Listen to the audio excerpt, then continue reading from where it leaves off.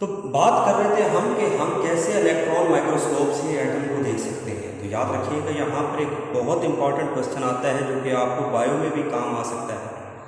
हम क्योंकि बायो में भी इसका इस्तेमाल करते हैं, चीज़ों को आपको पढ़ाया जाता है। ज़रा देखिएगा, माइक्रोस्कोपी इस सब्जेक्ट को क्या कहते हैं? माइक्रोस्कोपी कहते हैं। तो फर्स्ट रूल ऑफ माइक्रोस्कोपी क्या है? ज़रा ध्यान में रखिएगा, ये बड़ी इंपॉर्टेंट बात है। तो फर्स्ट रूल ऑफ माइक्रोस्कोपी क्या है? मैंने यहाँ पर उर्दू में लिखने की कोशिश की है ताकि आपको चीज़ समझ में आ जाए। ज़रा देखिए, जिस चीज़ को देख रहे हैं उसका साइज, जिस चीज़ को देख रहे हैं उसका साइज, मतलब एटम है तो उसका साइज, और जिस चीज़ की मदद से देख रहे हैं मतलब हमारा जो सोर्स है उसकी वेवलेंथ, उसकी lambda, they must B, they should be in range, वो एक दूसरे के क्लोज होनी चाहिए। जरा फिर से बात सुनिएगा, जिस चीज़ को देख रहे हैं उसका साइज और जिस चीज़ की मदद से देख रहे हैं उसकी wavelength, they must be, should be in range. In range का मतलब ये है कि values should be closed values होनी चाहिए। There must not be a huge difference, उनके दरमियान में डिफरेंस ज़्यादा नहीं होना चाहिए। तो यहीं से दोनों बातों का जवाब मिल जाता है कि why can't we see an atom through an optical microscope. तो ज़रा सुनिएगा, because the wavelength of light and the size of atom are out of range, वो आउट ऑफ रेंज चले गए हैं, आउट ऑफ रेंज है मतलब वेवलेंथ ऑफ लाइट बहुत ज़्यादा है, साइज ऑफ एटम बहुत स्मॉल है, तो they are out of range, so we can't see an atom through optical microscope. जरा इमेजिन कीजिएगा, हमने कहा कि ये हमारे पास एक एटम है जिसको मैंने ब्लैक डॉट के साथ छोड़ दिया। आप देख रहे हैं कि ये लाइट है और उसकी वेवलेंथ ये ज़्यादा है। जब वेवलेंथ ज़्यादा होगी तो वो उसको हिट ही नहीं कर पाएगी, हमें पता ही चल पाएगा कि यहाँ पर कोई चीज़ है भी या नहीं। अब दूसरी तरफ चलते हैं, हम इलेक्ट्रॉन माइक्रोस्कोप से इसलिए देख सकते हैं क्योंकि साइज ऑफ एटम भी छोटा है जिस चीज़ को देखना है, और वेवलेंथ ऑफ इलेक्ट्रॉन भी छोटी है, उसकी वेवलेंथ भी स्मॉल है, तो they are in the range, वो रेंज के अंदर है, वो क्लोज वैल्यूज है। तो इसलिए हम कहेंगे because the wavelength of electron and size of atom are in range, वो रेंज के अंदर है। तो यहाँ पर नोट कीजिएगा कि यहाँ पर अगर आप देखें तो बिल्कुल थोड़ी वेवलेंथ वाली मैंने वेव बनाई है, उसके अंदर इलेक्ट्रॉन यहाँ पर हमारे पास है। तो ज़रा इमेजिन कीजिएगा कि जब उससे जाके टकराएंगे तो हमें पता चल जाएगा कि यहाँ पर कोई चीज़ मौजूद है। तो यहाँ पर याद रखिएगा कि आप एटम को देखने के लिए आम माइक्रोस्कोप का इस्तेमाल करते हैं क्योंकि जो वेवलेंथ है लाइट की वो और हमारे पास साइज ऑफ एटम है, they are in the range, but for optical microscope they are out of the range, वो आउट ऑफ रेंज चले जाते हैं जिसकी वजह से हम एटम को देख नहीं पाते। तो that is our two short question जो कि आपने समझे हैं। किसी का यहाँ पर कोई क्वेश्चन है तो उसको वो कमेंट बॉक्स के अंदर पूछ सकता है। तो हम बात कर रहे थे एविडेंस ऑफ एटम की, तो हमने दो शॉर्ट क्वेश्चन की। अब यहाँ से अगला जो क्वेश्चन है वो हमारे पास MCQs है। तो ज़रा देखिएगा हमने क्या किया, हमने ग्रेफाइट को लिया। ग्रेफाइट आपकी जो कच्ची जो पेंसिल होती है, उसका जो लेड पेंसिल है उसका जो सिक्का है वो हमारे पास ग्रेफाइट का बना होता है। ग्रेफाइट की एलोट्रॉपिक फॉर्म है कार्बन, कार्बन हमें ग्रेफाइट की शक्ल में मिलता है। तो जब हमने इसका इमेज लिया और फिर जैसे कि आप अपनी कोई सेल्फी तस्वीर बनाते हैं और उसको जूम करते हैं, तो हमने भी ऐसे ही इसको जूम किया। MCQs के लिए याद रखिएगा कितने टाइम जूम किया, 15 मिलियन टाइम्स हमने इसको क्या किया, जूम किया, इसको मैग्नीफाई किया, इसको बड़ा किया। जब हमने उसको बड़ा किया देखा तो हमारे पास जो इमेज आया तो उसके अंदर दो चीज़ें नजर आई, उसके अंदर डार्क बैंड्स थे और फिर कुछ ब्राइट बैंड्स थे। तो ये था पहला इमेज जो कि हमने देखा ग्रेफाइट का, जो डार्क बैंड्स और ब्राइट बैंड्स के साथ था। अब क्वेश्चन है कि सर डार्क बैंड किस चीज़ के हैं? Dark bands are just like, तो हम बात कर रहे थे ग्रेफाइट के बारे में। तो ग्रेफाइट में दो तरह के बैंड जो हमें नजर आए, उनमें डार्क बैंड्स थे। Dark bands are the empty spaces और bright bands are atoms of carbon, ये कार्बन के क्या थे, एटम थे। अब ज़रा साथ देखिएगा तो ग्रेफाइट की स्ट्रक्चर भी बनी हुई है, तो वहाँ से आपको एग्जैक्टली पता चल जाएगा कि एम्प्टी स्पेसेस कहाँ से हुई। ये ग्रेफाइट की स्ट्रक्चर है, इट इज हेक्सागोनल स्ट्रक्चर होती है।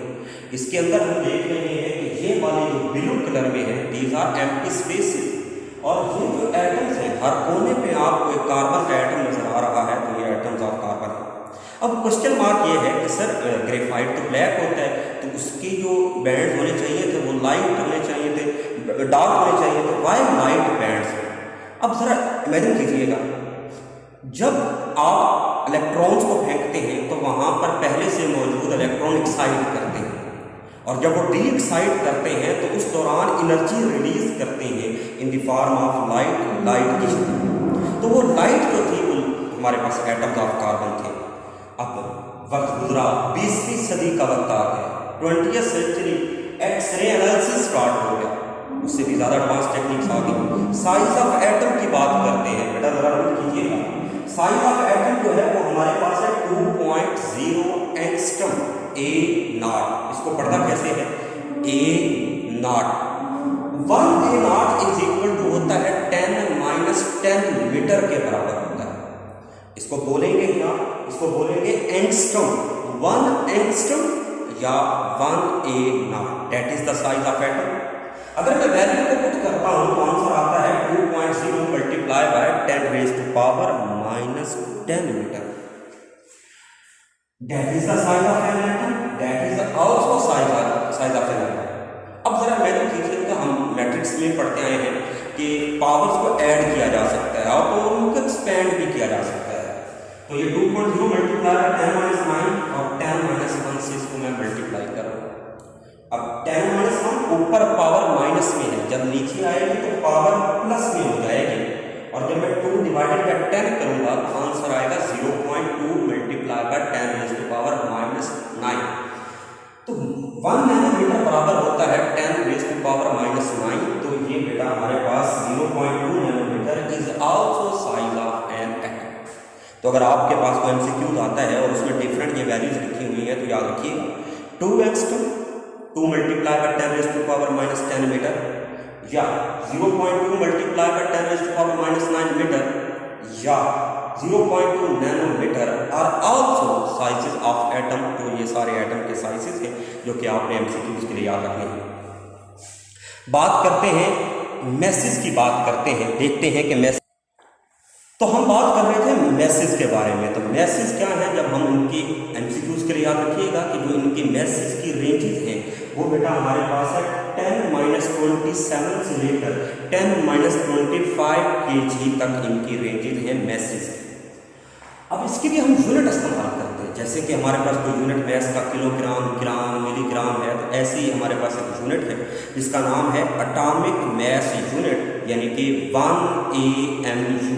इसको हम रिप्रेजेंट करते हैं AMU से, एटॉमिक मैस यूनिट, याद रखिएगा। 1 AMU इज इक्वल टू होता है 1.661 multiply by 10 raise to power -27 kg के बराबर होता है, ठीक है। अब सर बाकी चीजें एमसीक्यूज आपका बन गया, ठीक है। अब नेक्स्ट अगर हम बात करते हैं, मैं अगर किलोग्राम को ग्राम में कन्वर्ट करता हूं तो आपको पता है किलोग्राम एक बड़ी वैल्यू है, ग्राम एक छोटी वैल्यू है, तो हमें इसको 1000 से मल्टीप्लाई करना पड़ेगा क्योंकि 1 किलोग्राम 1000 ग्राम के बराबर होता है। तो जब मैं इसको मल्टीप्लाई करता हूँ 1000 के साथ तो आंसर आता है 10 रेज़ टू पावर 3, और जब मैं पावर्स को ऐड करता हूँ -27 + 3 तो आंसर आ जाएगा -24 ग्राम। जब हम नेक्स्ट इसको करते हैं ग्राम को मिलीग्राम के अंदर कन्वर्ट करते हैं तो we are also going to convert a bigger value into smaller value. 1 gram is equal to 10,000 milligram, then 1.661 multiply by 10 raise to power -4 को फिर हम 1000 के साथ मल्टीप्लाई करेंगे, 10 रेज़ टू पावर 3 आएगा, पावर्स को ऐड करेंगे, -24 + 3 will be equal to -21 milligram के बराबर आएगा। तो कल को एक एमसीक्यू आए कि which one of the following is a value of 1 AMU, तो ये तीनों ही 1 AMU की वैल्यूज हैं, फर्क सिर्फ इतना है -27 किलोग्राम में है, -24 मिलीग्राम, -24 ग्राम में, और -21 क्या है मिलीग्राम में है। आखिरी एमसीक्यू इस टॉपिक को यहाँ पर कंप्लीट करते हैं। एक फुल स्टॉप के अंदर जरा इमेजिन करें कि एटम कितना छोटा है कि एक फुल स्टॉप के अंदर 2 बिलियन एटम्स आ सकते हैं। जरा इमेजिन करें कि एक हमने फुल स्टॉप लगाया, उसके अंदर 2 मिलियन, 1 मिलियन बराबर होता है 10 लैक्स के बराबर होता है, यानी कि एक फुल स्टॉप के अंदर 20 लाख एटम आ सकते हैं। तो that is our topic evidence of atom. इसके अंदर 2 शॉर्ट क्वेश्चन हैं, उनको जहन में रखें, एमसीक्यूज को जहन में रखें। 15 मिलियन टाइम मैग्नीफाई किया, wavelength of electron, wavelength of light, size of atom, first rule of microscopy को जहन में रखें। कितने टाइम मैग्नीफाई किया है, साइज ऑफ एटम्स की बात हो तो वो जहन में रखें, कोई भी एमसीक्यूज बन सकता है। रेंजेस का एमसीक्यूज बन सकता है, 1 AMU किसके बराबर है वो हो सकता है, और एक फुल स्टॉप के अंदर 2 मिलियन एटम आ सकते हैं, ये हो सकता है। तो ये आपका आज का टॉपिक कंप्लीट होता है। इसको ध्यान से पढ़ें, कोई क्वेश्चन हो तो कमेंट बॉक्स में जरूर करें। प्लीज़ इसको लाइक शेयर और सब्सक्राइब कर दीजिएगा। अल्लाह हाफ़िज़, अपना ढेर सारा ख्याल रखिए। अल्लाह हाफ़िज़।